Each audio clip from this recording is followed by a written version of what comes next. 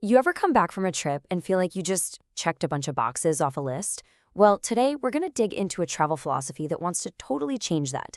It's all about moving past the usual landmarks to find something way more meaningful, whether you're in a brand new city or, get this, even in your own hometown. Just think about it for a second. Your last trip. What's the first thing that comes to mind? Was it that photo you snapped in front of some famous building? Or was it something else?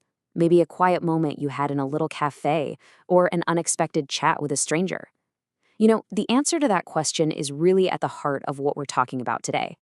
And this slide, it just lays it all out, doesn't it? On one side, you have that traditional tourism mindset. It's a frantic checklist, you're just rushing from one photo op to the next. But the other path, that's about slowing way down, collecting moments instead of souvenirs, and actually connecting with the real spirit of a place. So where's all this coming from? Well, the source for this whole philosophy is a book called In-City Itineraries. It's kind of part travel memoir, part practical guide. But here's the thing. It's not just a guide to Shanghai. It's a guide to a whole new way of paying attention, no matter where you are. Okay, so how does this actually work? Like, what do you do? The book lays out this really simple but incredibly powerful structure for every walk. It's called the Four-Scene Itinerary, and it's basically the blueprint for turning just an ordinary stroll into a seriously memorable experience. And here they are: arrive, linger, encounter, and ritual. Four simple words, right? But together, they create this amazing framework. So let's break down what each of these scenes actually looks like in practice. First up, arrive. Now, this isn't just about physically showing up. It's about making a conscious choice to enter a space. It means pausing at the entrance to a park or a market or a city square and just taking it all in. That first impression, the sounds, the smells, the energy of the place. Next, you linger. This is basically the act of hitting the pause button on purpose.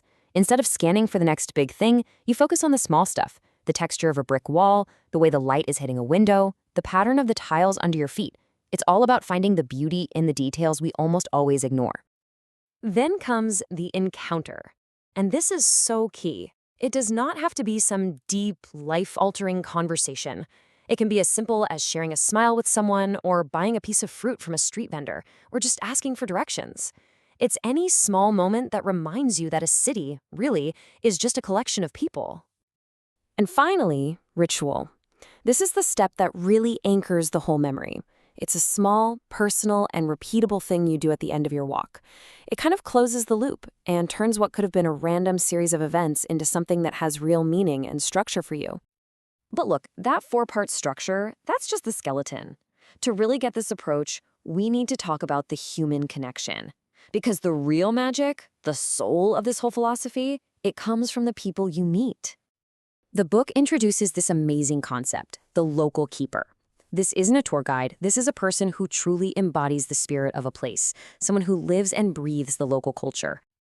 So what do you learn from this local keeper? Something called a civic habit. It's just a tiny, unspoken rule of daily life. You know, how to properly order tea, or the right way to cross a super busy street, or even just how to greet someone. It's through these little, authentic lessons that you start to get a real insight into the city's true character. All right, so let's circle back to that final step, the ritual. How do you actually anchor all these experiences so you don't forget them? The book suggests a specific kind of ritual that makes the whole walk feel uniquely yours. It's called the simple object ritual. The idea is you carry a small, personal object with you. It could be a smooth stone, a coin, a key, anything.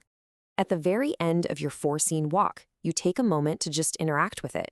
Maybe you hold it and think about what you saw, or you place it on a windowsill for a second. It's a simple physical act that helps cement the memory.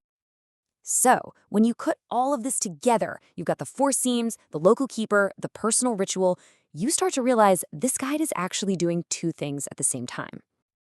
And this, right here, just nails the core idea. On the one hand, yeah, it's a map for a curious visitor, giving you a totally new way to explore. But on the other, more important hand, it's a manual for paying attention. It's almost like training for your mind, teaching you a skill that you can apply absolutely anywhere at any time. Which really brings us to this final thought. You don't need a plane ticket to use this philosophy. What would happen if you applied this four-scene structure to your own neighborhood? What small kindnesses, what hidden details, and what new encounters are just waiting for you right outside your own front door?